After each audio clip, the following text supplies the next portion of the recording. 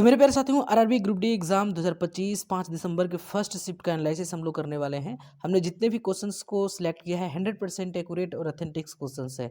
अगर आपका भी एग्जाम आने वाले शिफ्ट्सों में है तो प्लीज़ इस वीडियो को शुरू से लेकर अंत तक देखिएगा। 100% हेल्पफुल साबित होगा। तो देखिए 5 दिसंबर के फर्स्ट शिफ्ट में क्या क्वेश्चन पूछे गए थे। तो देखिए एक क्वेश्चन आया था 2025 में मेजर ध्यानचंद खेल रत्न पुरस्कार के लिए शूटिंग के क्षेत्र में किसे सम्मानित किया गया। तो देखिए कुल 4 लोगों को 2025 में मेजर ध्यानचंद खेल रत्न पुरस्कार से सम्मानित किया गया, जिसमें अगर मैं बात करूं शतरंज के क्षेत्र में, तो शतरंज के क्षेत्र में मेरे प्यारे साथियों डी गुकेश को सम्मानित किया गया है। हॉकी के क्षेत्र में हरमनप्रीत सिंह को सम्मानित किया गया है। पैरा एथलेटिक्स के क्षेत्र में प्रवीण कुमार को सम्मानित किया गया है। वहीं इस क्वेश्चन में पूछा था शूटिंग के लिए, तो मनु भाकर इसका राइट आंसर हो जाएगा।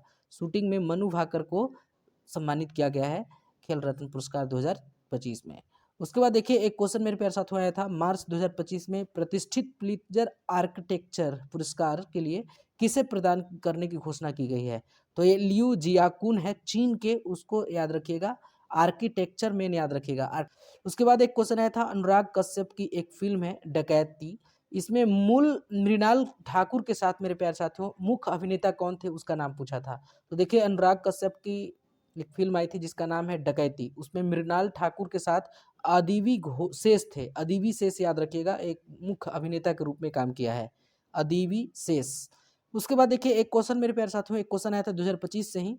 2025 में Laureus life time achievement award से किसे प्रदान किया गया। तो केली स्लेटर याद रखिएगा, केली को याद रखिएगा। ठीक है, देखिए एक क्वेश्चन क्या था, एक क्वेश्चन था मई 2025 में भारत में किस संगठन ने दुनिया का सर्वाधिक उच्च रेजुलेशन मौसम पूर्वानुमान मॉडल विकसित किया है। तो ये भारतीय उष्णकटिबंधीय मौसम विज्ञान संस्थान पुणे के द्वारा इसको जारी किया गया है। जी हाँ, 2025 में भारतीय उष्णकटिबंधीय मौसम विज्ञान संस्थान पुणे के द्वारा दुनिया का सर्वाधिक उच्च रेजुलेशन मौसम पूर्वानुमान मॉडल को विकसित किया गया है। ठीक है, उसके बाद देखिए एक क्वेश्चन क्या था, एक क्वेश्चन मेरे प्यारे साथियों देखिए यदि किसी गेंद को ऊपर की ओर दिशा में फेंका जाए तो समय के साथ उसका वेग में क्या होगा। तो देखिए जब गेंद को ऊपर की ओर फेंका जाता है तो गुरुत्वाकर्षण द्वारा नीचे की ओर काम करता है वो। ठीक है, तो इसको नॉर्मल सा क्वेश्चन आप कॉन्सेप्ट लगा करके इसका उत्तर दे सकते थे।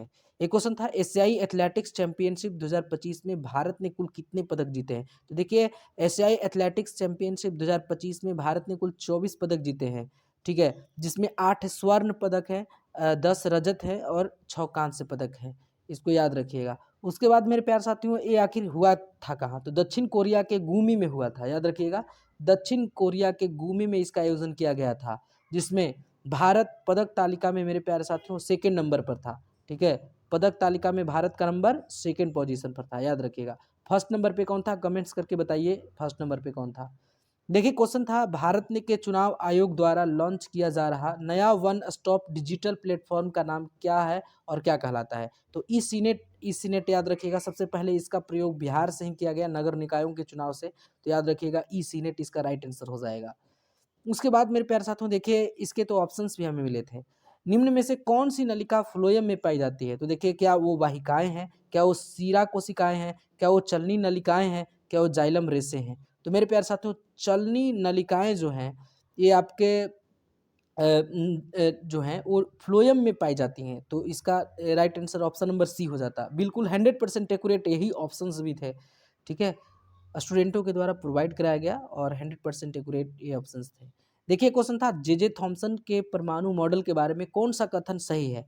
तो मेरे प्यारे साथियों ऑप्शंस थे, लेकिन ऑप्शंस के सही जो राइट आंसर हो जाएगा, तो जे थॉमसन के परमाणु मॉडल के अनुसार सही कथन यह है कि परमाणु एक धन आवेशित गोले से बना होता है। इसके साथ मेरे प्यारे साथियों और भी जानते हैं जहाँ जिसमें ऋण आवेशित इलेक्ट्रॉन होते हैं। यह मॉडल जिसे प्लग क्या कहते हैं, प्लड पुडिंग मॉडल या तरबूज मॉडल कहते हैं, इसको याद रखिएगा।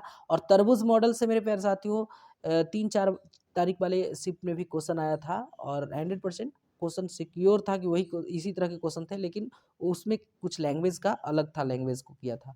देखिए क्वेश्चन क्या है, क्वेश्चन आया था इनमें से कौन सा गोल्जी काय का कार्य नहीं है। क्या पदार्थों को संग्रहित करना, क्या लाइसोसोम का निर्माण करना, क्या पदार्थों के परिवहन करना, या साधारण शर्करा को जटिल शर्करा में बदलना। तो मेरे प्यारे साथियों गोल्जी काय का काम क्या होता है, प्रोटीन और लिपिड का संशोधित करके पैकेजिंग संग्रह का स्राव करना। तो इसका संग्रहित करना होता है। ऑप्शन नंबर आपका ए इसका राइट आंसर हो जाएगा।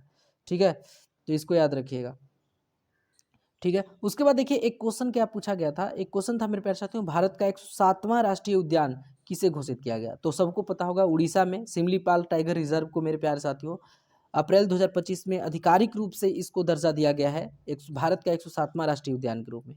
लेकिन वहीं उड़ीसा के बारे में करें तो सिमली टाइगर रिजर्व को दूसरा राष्ट्रीय उद्यान की घोषित किया गया है, वो उड़ीसा के क्षेत्र में, ठीक है, और भारत का 107वां राष्ट्रीय रिजर्व हो जाएगा, ठीक है।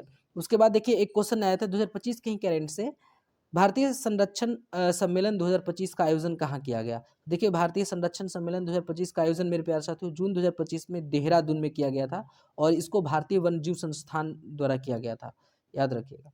उसके बाद देखिए एक क्वेश्चन क्या था, कास्टिक सोडा का प्रयोग निम्न में से किसके उद्योग में किया जाता है? देखिए कागज उद्योग में इसका प्रयोग किया जाता है, कास्टिक सोडा का उपयोग ऑप्शन के हिसाब से कागज उद्योग इसका सही आंसर हो जाएगा। देखिए एक क्वेश्चन था, एक वस्तु पर 10 न्यूटन का बल लगाया जाता है और वो वस्तु 5 मीटर विस्थापित हो जाता है, जिसका कार्य कितना होगा? तो देखिए आपको पता होगा W बराबर क्या होता है, W बराबर F गुने S होता है, FS होता है। तो इसमें आपको मेरे प्यारे साथियों पूछा क्या है, वर्क पूछा है। तो F आपको दे दिया है 10 न्यूटन और यहाँ पे जो विस्थापन है वो आपका दे दिया है 5, तो 10 बचे 50, इसका राइट आंसर 50 हो जाएगा, 50 इज द राइट आंसर, ठीक है, 50 हो जाएगा। देखिए एक क्वेश्चन आया था, चिप्स के पैकेट में नाइट्रोजन गैस क्यों भरी जाती है? तो मेरे प्यारे साथियों चिप्स के पैकेट में नाइट्रोजन इसलिए भरा जाता है क्योंकि अगर नाइट्रोजन गैस नहीं भरा जाता तो मेरे प्यारे साथियों उसका खतरा रहेगा कि वो ऑक्सीकृत हो जाएगा, यानी ऑक्सीजन के संपर्क में आने से उसमें जो पैक किया हुआ जो भी सामग्री है वो खराब हो जाएगा, ऑक्सीकृत हो जाएगा और वो भोजन बिल्कुल बासी हो जाएगा, खराब हो जाएगा। तो इसीलिए ऑक्सीकरण से बचाने के लिए नाइट्रोजन गैस को भर दिया जाता है। देखिए एक नॉर्मल सा न्यूमेरिकल और भी पूछा गया, एक परिपथ में विद्युत विभव यानी V बराबर आपका 5 वोल्ट दिया है और प्रतिरोध R इज इक्वल टू 10 ओम दिया है, विद्युत धारा I का मान क्या होगा? तो देखिए I बराबर यहाँ क्या होगा, V बटे R हो जाएगा। तो यहाँ पे 5 बटे आप दीजिएगा 10 तो 1/2 हो जाएगा, 1/2 0.5 एम्पियर हो जाएगा, इसका राइट आंसर 0.5 एम्पियर याद रखिएगा, I बराबर V बटे R, ठीक है। उसके बाद देखिए एक क्वेश्चन क्या पूछा था, आंख में मौजूद लेंस का प्रमुख काम क्या होता है? तो प्रकाश किरणों को फोकस करना इसका मुख्य काम होता है, ऑप्शन आपके थे और ऑप्शन के हिसाब से प्रकाश किरणों को फोकस करना, ठीक है। एक क्वेश्चन है, महिलाओं में निषेचन कहाँ होता है? तो सबको पता है फिलोपियन ट्यूब इसको कहा जाता है, महिलाओं में निषेचन कहाँ होता है? फिलोपियन ट्यूब में होता है। उसके बाद मेरे प्यारे साथियों देखिए, हाल ही में दक्षिण भारत की पहली संक्रामक रोग अनुसंधान और निदान प्रयोगशाला कहाँ स्थापित की जा रही है? तो बेंगलुरु में, भारत में दक्षिण भारत की पहली संक्रामक रोग अनुसंधान का निदान प्रयोगशाला बेंगलुरु में स्थापित किया जा रहा है, इसको ध्यान रखिएगा। उसके बाद देखिए, आपतित किरण और निर्गत किरण के बीच बनने वाली कोण क्या कहलाता है? तो विचलन कोण कहलाता है, इसको ध्यान रखिएगा। आपतित किरण और निर्गत किरण के बीच बना कोण विचलन कोण होता है।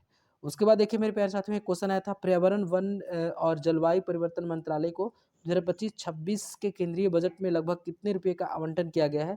तो 14 लगभग मेरे प्यारे साथियों 1412 करोड़ का आवंटन किया गया है, ध्यान रखिएगा। उसके बाद देखिए एक क्वेश्चन आया था, यदि किसी तत्व के एक परमाणु के नाभिक में 11 प्रोटॉन और 12 न्यूट्रॉन हो तो उसका द्रव्यमान संख्या क्या होगा?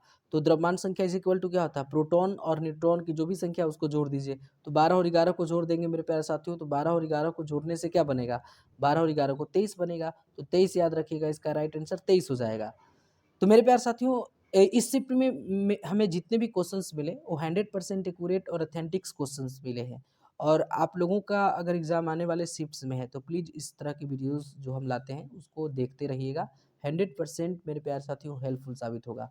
और बाकी मैथ्स के क्वेश्चन है उसको हम इकट्ठा एक ही वीडियो में बनाएंगे और एक स्पेशल मैथ और रीजनिंग के लिए वीडियो होगा, उसको हम अलग से मेरे प्यारे साथियों एक वीडियो के माध्यम से आप लोगों को कवर करा देंगे, जो कि 100% एक्यूरेट रहेगा। तो कल तक उसका भी वीडियो आ जाएगा। तो चलिए आज के लिए बस इतना ही, मिलते हैं हम लोग नेक्स्ट वीडियो में, तब तक के लिए अपना ख्याल रखिएगा।